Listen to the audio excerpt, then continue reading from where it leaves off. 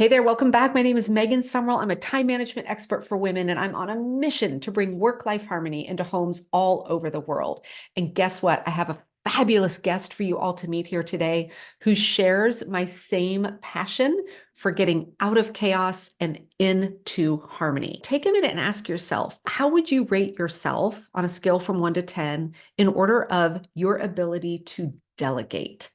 Now, here's the interesting thing about this. Delegation is something that we can leverage both in a work setting, but also at home.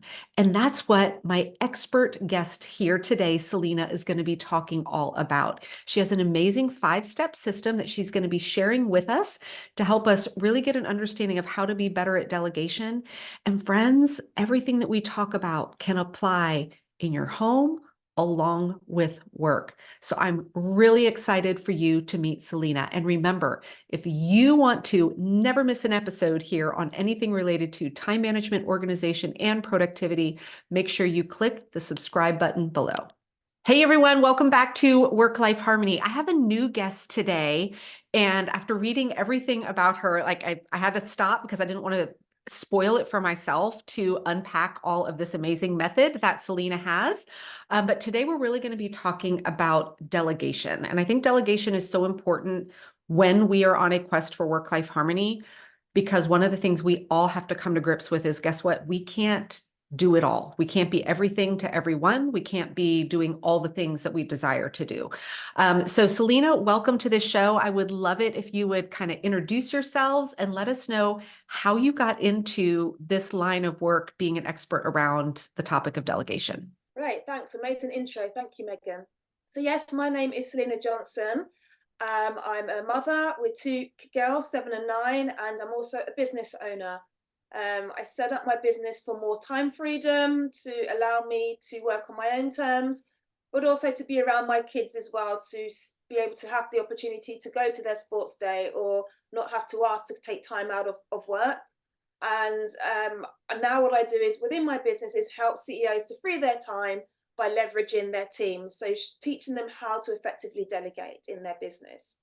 Before Delegation is so important and yet so challenging, whether it's delegation in a business sense or even just delegation around the house. I think, and I'm curious to get your thoughts on this. I feel like the number one reason I know for myself and a lot of women I talk to on why we're so hesitant to do it is falling into the trap of it's just faster if I do it than teach someone else how to. Is that something that you hear a lot? Absolutely, it's all in my head. I can't explain it. No one's going to do it better than me. It's quicker and easier and faster for me just to do it. Love it. So you've got, and I know your background was in operations, right? Yes, correct. Okay, so tell Um, us a little bit about that on kind of your transition from that into what you're doing now. Yeah, so when I was studying graphic design, I was working with businesses in operations, just helping them to find ways to simplify things. So that's always Mhm. been what I love doing. I like looking at what's chaotic often. I love being in chaos to make it more simplified and more streamlined. So that line of work just continued. I just love to be able to free up people's time essentially, because I think that time is one of the most valuable things in Amen. resources, and it's about valuing our time. And I think it came from a point of where my mum is someone that's really what will roll up her sleeves and do the work. And that growing up at a young age, I saw that she was constantly working, great at her job being a social worker, but she was always working around the clock. And when she wasn't working, at home she was working. So she would be constantly cleaning, she would be in the garden, she was doing all things. And I just used to sit and look, I don't want to be like that. I can't see myself being like that, because you're like an octopus, multiple arms, just going around doing Yeah, everything. I said, there's got to be a better way to do this. love that. I feel like we have such a similar background in that, desire to get into chaotic things and go, all right, let's figure this out and let's make it work better. So I know you have a 5-step method. I believe it's called I Love My Team. Is that right? All Yes. right, tell us about it. I'm excited to hear this. Yeah, so I created these 5 steps because I noticed with business owners when they came to me, it's that they wanted to grow their business, but often because they were just doing everything, it was affecting their home life. And I wanted to find a way that they could then essentially get their time back at home, whether that's with family or friends or just me time, but also have a business that can grow sustainably without them being reliant to be in it 24/7. So the 5 steps are communicate, clarify, command, cultivate, and then claim. So I love that. communicate is all about being clear on what it is that you want, getting clear on your goals and your vision of where you are now and where you need to get to. So whether that's at home or in business, what is it that you're trying to achieve? And those people around you, whether that's your team members or those in your family members, getting clear on that as well so that they can support you. So in your personal life, if you wanted to, your goal for next year is that you want to be able to become a marathon runner, then how can they support you to get to that Mm. goal? If you haven't communicated that, they don't know what your ambitions are. That might mean that you need to have more time away from home. That means that they may need to hold more responsibilities while you do training. What is it that they need to guide you with in those areas? I think And that's then go, really important, especially around the house. Like I think when I put my business hat on, I kind of feel like, well, of course I would communicate those things with my team members, right? Like that makes sense. As a CEO, I would hope I have clearly defined goals and the team knows that.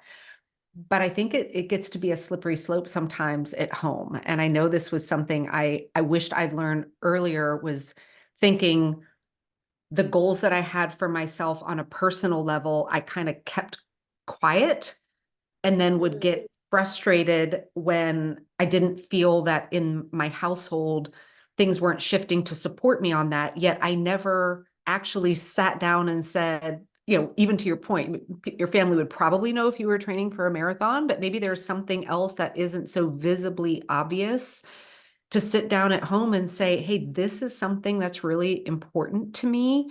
I know a year ago when I decided I wanted to start taking cello lessons, it had to be a family conversation of this means, we're going to have to shift some responsibilities around the house in order for me to do this and have time to practice every day. So I think that communication piece sounds so obvious, but I think we think that maybe we've communicated when it's in our head when we haven't actually done that. So I love that that's where you start from. All right. So what's the second C then? the second is clarify. That's getting clear on who you need on your team.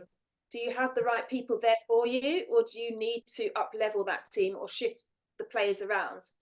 And in business, often we can bring people in, friends, family, people who are available tomorrow who might not be the right fit. So it's making Mm. sure, based on the communication of where you want to go, are these the right people, the key players? So if you look at any sports, they're always picking players who are going to be best for what the goal is, whether they want to win the championship or it's something that they want to win next year. They then have that strategy of who's going to come in based on that end goal. So that's key importance to, in your family life. Is it that, and like you said, you want to do music lessons, but it's going to be difficult for you to juggle with a partner or somebody, an aunt and uncle. Maybe you need to step in and ask a neighbor or a friend to help. So it's like asking for help in other areas that you might not normally ask for, and not Yeah. feeling like it's a weakness asking for that help. It's really coming to that realization that you can't do it all, and then getting that strong support to support you on the way. Yeah, I think that there are two sides of or two parts of what you just said that I think really hit home for me. One is again, not feeling bad about asking for help. It's hard to do. I'm still in recovery and getting better about feeling good about asking for help. But I love what you alluded to at first when you're talking about, hiring. A lot of times I think women, and again, I'm still a work in progress on people pleaser. We want to hire the friend that's trying to get started or the family member that's trying to earn some extra money when maybe in our heart of hearts, we know that they may not be the person like on the sports field that the coach would be putting in to bring them across the home plate.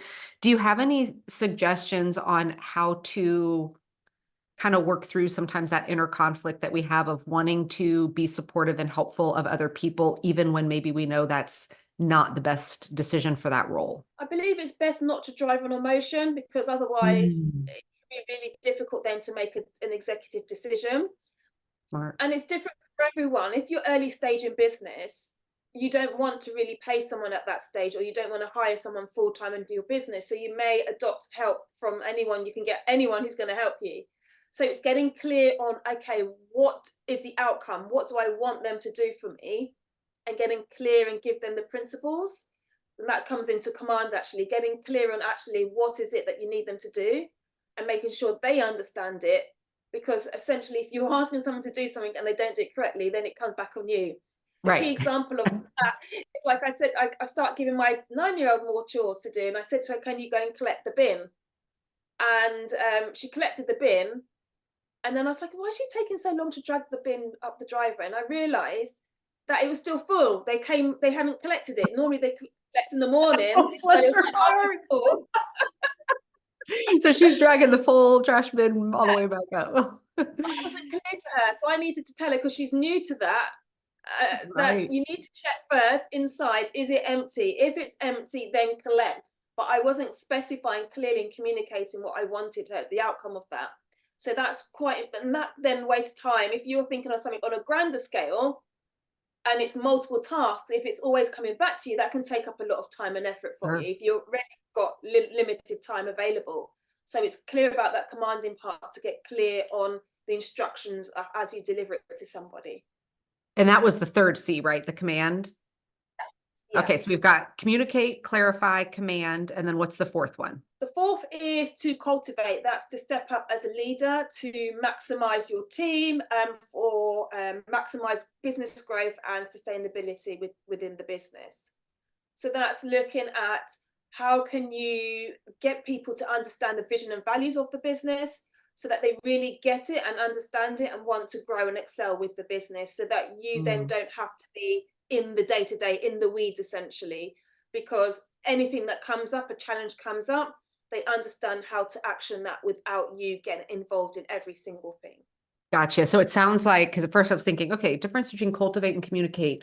But with the way you've explained it, I could kind of see, I may have communicated things clearly, but I know we've hit the cultivate perhaps when a team member is coming to me saying, hey, I saw this problem, I have this idea, and kind of being a lot more proactive than just maybe kind of responding to tasks. Is that a fair way to assess that?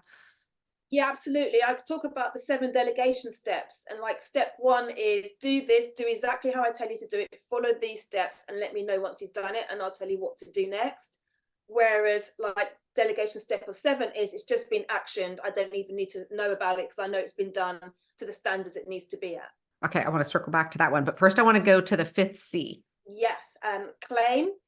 That's to claim your time back. So that's to do more of the things that warm your heart.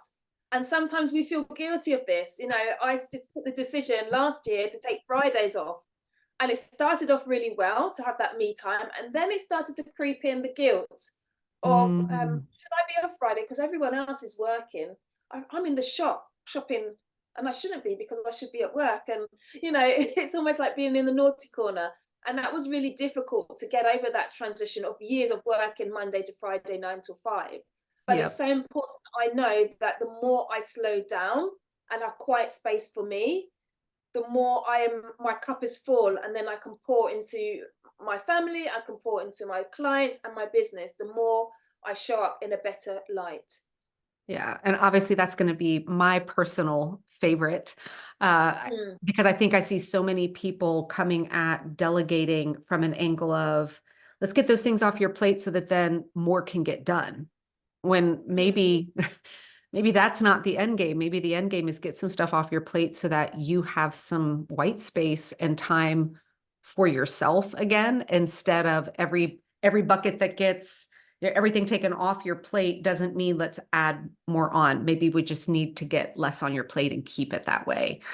So I have to ask you, what are some of the things that you do to fill you up when you're not working? So I have a daydreaming chair, which I go to, and that's out looking at my house into the greenery area. And that's really nice just to have that time where it's not scheduled or it's not like this specific thing I have to do. It's just sit down, look outside, look at the clouds, and just I love be that, a free. daydream chair. That's Yeah, beautiful to think about. yeah. Got my head spinning. I'm like, I kind of feel like I have one for warmer weather, but now I'm going to have to challenge myself on a space like that inside. So you mentioned the 7 steps of delegation. Do you think we have time to kind of briefly touch on what that journey looks like? Yeah, absolutely. So I think the step one would be very instructional. It's almost Mhm. like a cookery book. Follow these steps, use these ingredients, get to this step, and then midway would be that they've kind of semi done it. They've done it without being asked. They know that they've got to cook the dinner, so they've done the steps. But then maybe you need to overlook it in the oven and check everything's okay, safety checks. And then 7 is you've come home and the dinner's cooked and on the table. You haven't had to say anything. It's all done. Mm.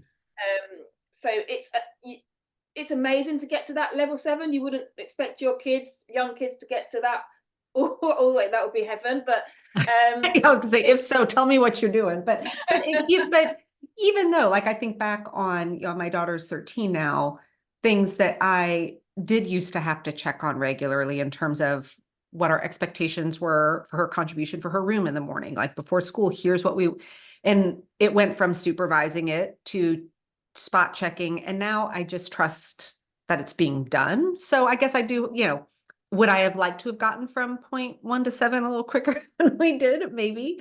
But I do think that I think there are ways where I can see that, happening around the house as well too, which is really nice. Any tips that you have on how to, or when to maybe even feel comfortable starting to let go of that check-in so that we're not stuck in that step 1 of delegation, which still can feel very time consuming when you're first getting started? yeah, I think step 1 is almost micromanaging, a lot Yeah. of hand holding onto the reins, which means you have no free time to think or any clarity. So Mhm. it's really clear, and when you do give those instructions, you follow up on it and check and give feedback. Oh, this is great, but next time I would consider, and then give the feedback. And then you will need to constantly give feedback until it gets to a point where you don't need to handle it. You don't need to check in at all, like you mentioned there. And would you That's say, we're thinking about a team perspective, obviously we can't fire our family, right? But maybe you're outsourcing something, whether it's an employee contract or whatever. How long do you feel, and I know it's probably different for different role, but at what point should it be a sign that maybe this is not the right person for like how long you're stuck in that step 1 area? Yeah, that's a great question. I like to look at it from a perspective of, have I given them all the tools and resources they need to be fully equipped Hmm. to perform that role? Do they have a job description? Did we have a 90-day onboarding process that had a clear success plan of what those first 90 days? Do we have KPIs in place so we can track their performance Yeah. against numbers or statistics to say that they've hit the bar or they below the bar? Have I offered any coaching? Have I offered any training? So going through those benchmarks first, and if those have all been done, you've done follow-ups, and then you're seeing that there's still red flags, then that's a time to look at removing that person from the business.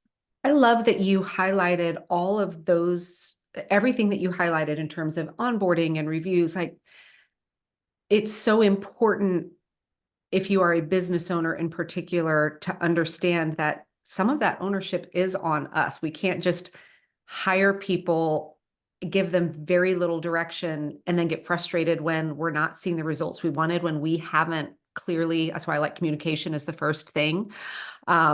Because I think that I see a lot of people who are quick to let people go when there wasn't, that poor person was never even given much of an opportunity to be super successful in that role. So I think that ties so beautifully back to your 5 steps there, starting with the communication.